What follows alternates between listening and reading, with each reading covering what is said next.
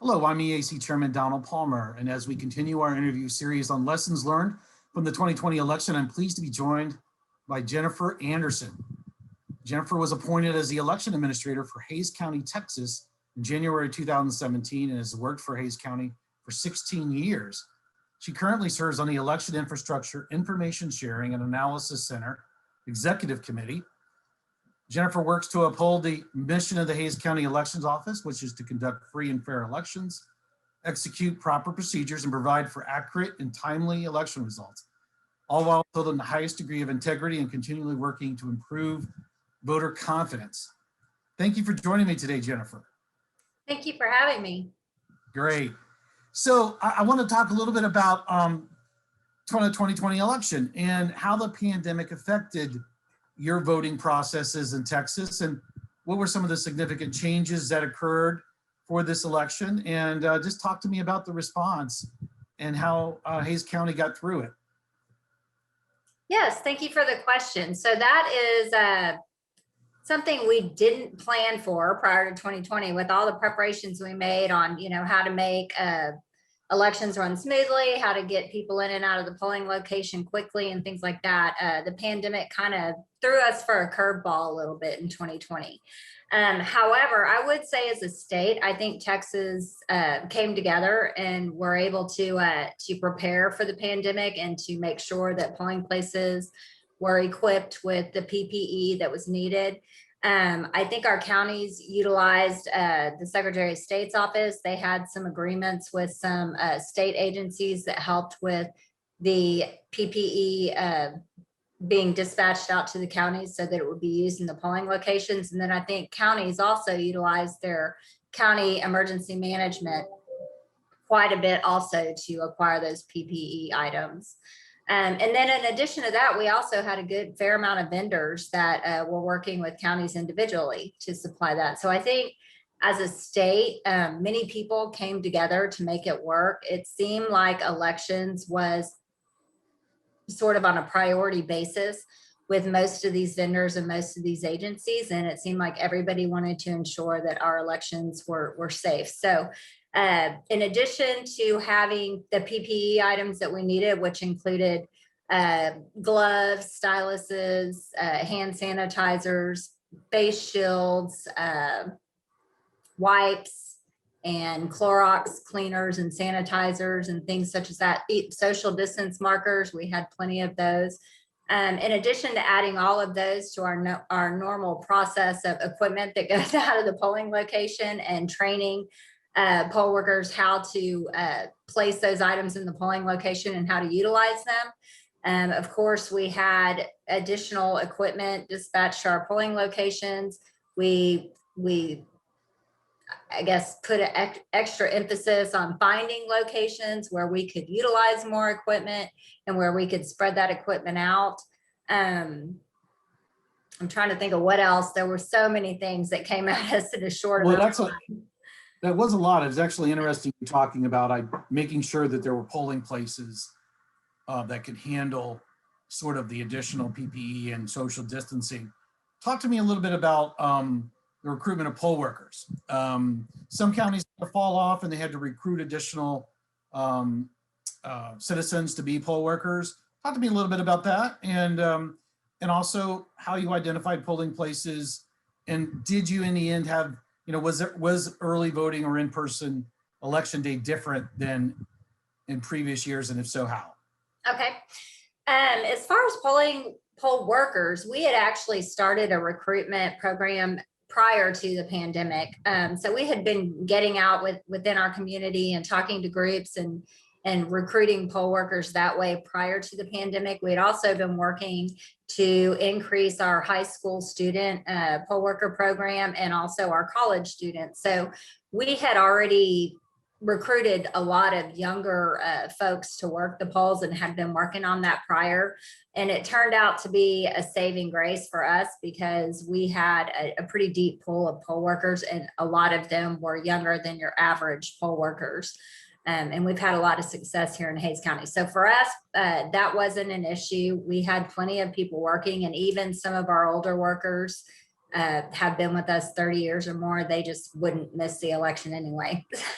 So they came and worked with us, and we did create a log for our people that were staffed at the election poll worker station so that they would be sure to wash their hands and sanitize their area and do different things. They, of course, were wearing masks. And they had to document that every 30 minutes. So we were trying to make sure that we were keeping them safe also. And we didn't have any incidents of poll workers that reported having gotten COVID during the election, and that was including the primary and the November election. So we felt pretty fortunate about our procedures. That's very good. It's very good to hear that, the election wasn't a cause of any spread of COVID. And I think that's generally what we've heard. You've had a history of working in the office for a number of years. It's not your first general election. Obviously, it was different. Were there any issues with checking in voters or provisional ballots that were out of the ordinary in this election? The only increase I would say in provisional ballots would have been those that applied to vote by mail and then decided to come in and vote. But I don't think there was any increase in provisional ballots due to the pandemic itself, other than the mail ballot increase. I would say you asked earlier about the difference between early voting and election day and what we've typically seen in the past in regards to those two different methods of voting. And we noticed in this election, which I think was pretty common across at least the state of Texas, that we did have more participation in early voting than on election day, which made election day a lot more smooth. It made your early voting workers, though, very busy. It wasn't just a walk in the park. Yeah. And thank God for those workers. Those are some of the best of the poll workers we have. They sure are, yes. So let's shift a little bit to mail and absentee voting. And obviously, there is certain mail voting in Texas. How was that different during the pandemic? And did you see an increase in that form of voting and any issues related to that? Absolutely, yes. That's probably where we saw the largest increase and the biggest focus of the 2020 election. And so the Governor Abbott, by proclamation, increased our early voting by an additional week. And in that proclamation, he also changed the procedures for hand delivery of mail ballots. And so he had that option to deliver your mail ballot open from the time you received it until the close of election day. So we had to regroup, restaff, try to figure out what that looked like and how we could to find the staff to take those delivery of mail ballots. And it may seem simple that you would just take them at your main early voting location, but then we would be doubling the groups of people we'd be seeing in line and making it more difficult to social distance and such. So we had to set up a completely different area for mail ballot acceptance. We had to have, the statutorily allowable people there that could collect those mail ballots. And then we had to set up a procedure that we hadn't initially trained for. So that was something we had to readjust on. In addition to that, we had a focus of our parties and our candidates and some of our groups and organizations to push mail ballot voting for pandemic purposes. And so voters were more aware of mail ballot voting and how they could accomplish that. And that increased our mail ballot voting by a little over double what we've ever received. So that was quite a big change for us, and we had to adjust quickly to compensate for that. So just to clarify, voters would request a ballot. Obviously, the pandemic was a major reason for that. You mentioned, so there are multiple ways to return it. Some could return it to an early voting site, to your election office, and even election day polling site? No, so they could only return it in Texas to the early voting clerk's office. So, but we do have a polling place here. But we, again, had to adjust because we didn't want to cause more people to be in our polling location than necessary. So it might even create a line within your election office of people returning their ballots. Right. So talk to me a little bit about the performance of the USPS. Obviously, people make choices on whether return it in person or return it by mail. transmittal time for the USPS is just like all mail, somewhat delayed at times, increased from 3 to 5, maybe to 5 to 7. How was the performance during the election in getting those ballots back to your office?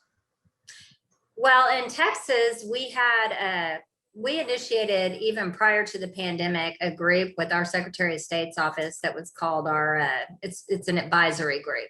And some of our EAs are a part of that, and some of our county clerks that run elections are a part of that group. And we were able to speak with them a lot on some of these larger issues that we were concerned about during the 2020 election year.